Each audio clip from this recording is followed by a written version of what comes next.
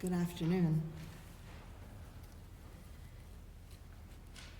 We gather today in memory, in sorrow, in community.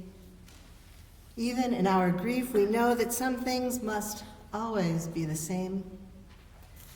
The world moves not in straight lines, but in circles, and we too have our place in that circle. There are no compensations when death enters the perfect round and leaves a broken arc. Something has gone that will never be regained. And still, the sun rises. And still we gather. This is the place of paradox, of life and death entwined, and it doesn't make any sense. And we strike the match anyway, and we light the flame anyway, and we begin anyway. Dear friends, we are gathered here to celebrate the life and mourn the death of Brecken, who is also known as Bhakti, Chen. She was a mother, a daughter, a partner in life, a visionary, the carrier of 1,000 dreams. Her heart stretched wide and spilled over with love every day of her life, even on the hard days, maybe especially on the hard days. Bhakti was complicated and beautiful and real, and she struggled with life and with alcoholism until it claimed her. Would that we were gathered under any circumstances but these. And yet, these are the moments that make our lives. Somehow, together, we are always a blessing for one another, and so we are here together. Enrique, please offer us your first piece.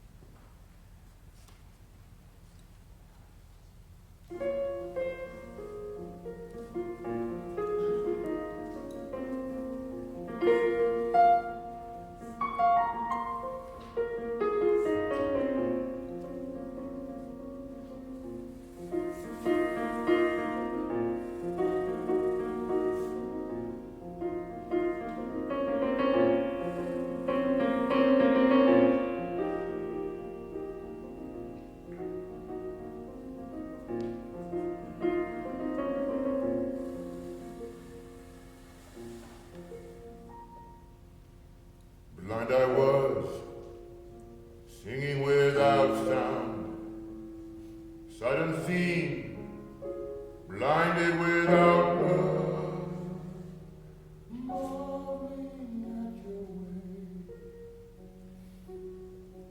Come now, hear me sway, and making me smile, and making me cry for a while, cry for a while.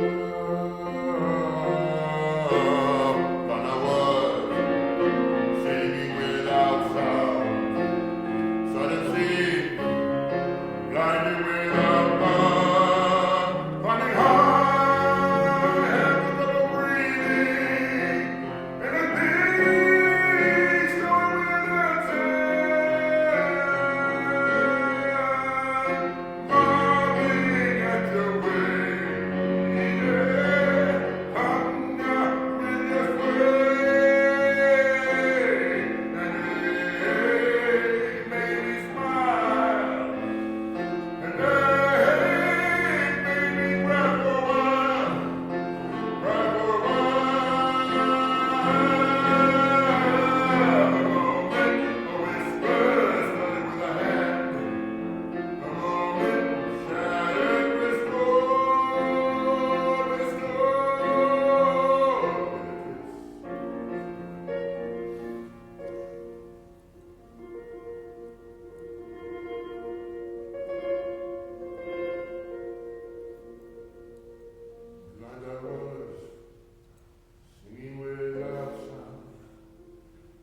sight unseen, blinded without love,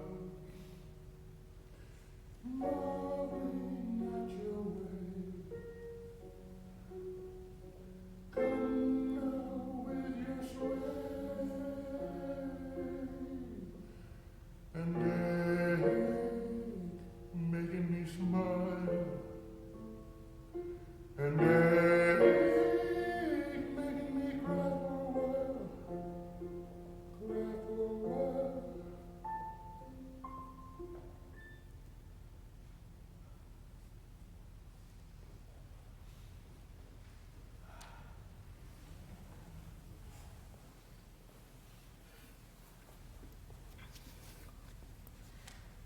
I always thought that when death found Bhakti, it would find her sweetly welcoming, at peace, perhaps boiling water for tea. But what we think is not always what comes. Death is oddly impartial, arriving in its own time and its own place, and rarely as graciously as we had hoped. It slips in at cracks and builds up in corners of rooms long neglected, or layers onto walls of spaces we hope are okay, although we never look too closely. It approaches under cover of night or appears in a flash in the middle of a summer storm. Plead as we might, it does what it will and what it must. For death always comes. Sometimes it comes alone. More often, though, in this world, it comes with something: illness, crisis, tragedy. It comes with context and costume that raises its profile against an eternal backdrop of stress, anguish, struggle, terror. And we can only receive it. We have no recourse but to receive it. In Bhakti's case, death came with addiction, with an alcoholism that she wrestled with for many years. To say she lost the match, though, is to elide the reality. She won over and over again. She got knocked down and got back up and got back up and got back up until one day she didn't. When we remember her sweet smile, her glorious work with Maytown and Handreach, her sweet connections to family, her wide network of loved ones around the world, when we remember her talent for making a place beautiful and welcoming, and her gift for welcome itself, and her addiction, and the tragic ending of her life, let us remember this, too.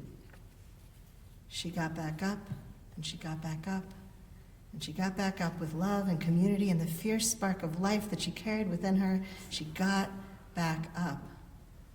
And so will we with her memory. So will we. Marriah will now offer the eulogy.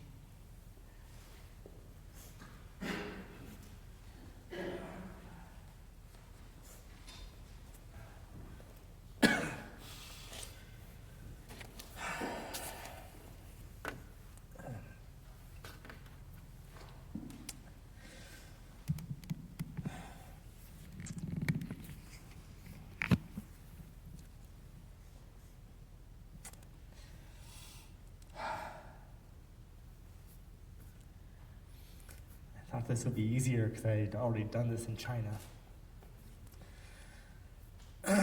So I have a eulogy that's a biography of her life, but the reality is her, the chronology of her life isn't really her. Her connection to spirit is her. Just from the night we met, May 30th, 2014, her connection to spirit was the defining characteristic of her whole life. And it affected everything she did. So let me just explain how this happens.